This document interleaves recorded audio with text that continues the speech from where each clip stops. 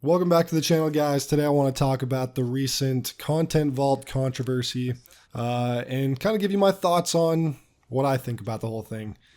Personally, I think that the Destiny Content Vault is by far the worst decision Bungie has made in recent years, and Bungie is no stranger to terrible decisions, so to say this is the worst is a pretty bold statement. And I'd like to support this statement with something said by Bungie themselves back in 2016. So for some context, in the summer of 2016, Rise of Iron was the upcoming Destiny expansion, and Bungie had just announced that the Xbox 360 and PS3 versions would not be getting the expansion, citing that over 90% of the player base was on either the Xbox One or PS4 systems. And it was a bit controversial at the time because many players didn't think that it would be fair that they would need to purchase a new console to get the new expansion. And I remember seeing posts of people saying they wouldn't be able to play Rise of Iron because they couldn't afford a new console, which was still around $300 to $400 at the time. And now the reason Bungie decided not to release Rise of Iron on last generation is the reason I'm bringing all of this up. Bungie's Eric Osborne said, quote, "In order to add new content at this time, and especially on the scale and scope of Rise of Iron, we would have to take away from those older consoles. You would have to lose something. We still want to make sure that people playing on legacy consoles still have all the content that they paid for to date." Very interesting quote. He then talks about how grandiose Rise of Iron will be for a little bit and kind of hype up the expansion. And then he continues to talk about how they want to release Rise of Iron. Quote, "We want to do it in a way that doesn't destroy the work that was done on the game that exists on PS3 and Xbox 360. Now, this design decision made perfect sense and is pro-consumer. Bungie did not want to remove content from the game in order to make space for new content.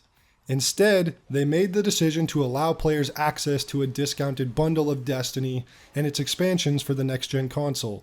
Bungie didn't want to, and I quote, destroy the work that was done on the game by removing content. Fast forward a few years and now Bungie willfully destroys the work done on the game by removing content you've purchased at will. Removing the $60 base game of Destiny 2, removing the $20 expansion Curse of Osiris, and the second $20 expansion Warmind, as well as a year's worth of seasonal content from years 2 and 3, worth around $60. And now Bungie is set to remove the Forsaken expansion from the game, which is another $40 worth of content, which puts the total of around $200 worth of content being removed from the game. Some people have tried to justify this by quoting Bungie's not enough space argument and say things like that content is irrelevant or boring or doesn't matter anymore. Just really bad arguments like that. And the fact of the matter is, there are almost no games out there that do this kind of thing, where they delete content to make room for new content. If you want to go play Halo 1, it's still there. If you want to play Halo 2 or 3, those games are still there. Bungie didn't delete Halo 1 entirely so they could make room for Halo 2. And then people will make the argument, oh, well, it's different now. Destiny is a live game. And yeah, so is every game released since 2015. And last I checked, they didn't have to delete Halo 5 content so they could put in Halo Infinite content. No, they made a new game. Something Bungie ought to consider since Destiny 2's engine is terribly old at this point, being based on the 2013 Tiger engine. Now I know that a new game is not the preferred option. I understand why. People just don't want any content removed from Destiny 2 at all. And trust me, I'm one of those people. I don't want any content to leave the game, and don't care about the file size of the game, but I'm not sure that the game file size is the only issue. I think that Bungie, by some miraculous failure, has put themselves in this situation where they likely would have many issues by trying to put all the content in the game at this point.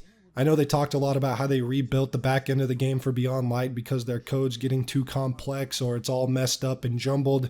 And while I cannot understand everything about game development, and I don't know all the behind-the-scenes development problems that Bungie is facing, I don't think that the player base should have to suffer the consequences of Bungie's seemingly inability to make their game work.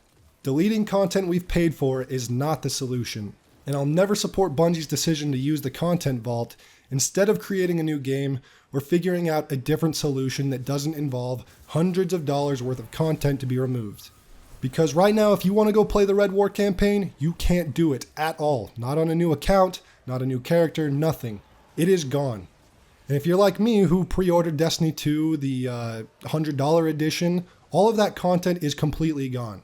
Something else to consider when it comes to the Content Vault is how likely it is that Bungie will try to sell us back old content. something that Bungie's been doing for quite a while, especially with exotics and legendaries. But I can almost guarantee there will be a Season of the Mars return, where they bring out Mars from the content vault and have a new disposable horde mode, and then in a year it'll be removed from the game again, back into the content vault. And they'll probably do the same thing with Io and Mercury, and it'll just feel terrible, honestly. Some people will be all excited that Bungie's re-releasing content they released years ago, but that just doesn't excite me or hype me up in any way, and just feels scummy. Instead of making new content, they're just going to be regurgitating old content with a generic horde mode.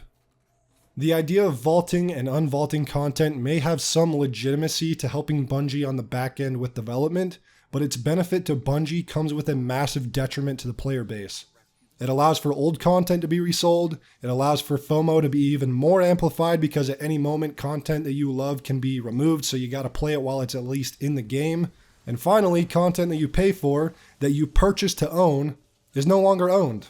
Content is instead being rented for $60 to $100 per year, and then it will get removed at any given time.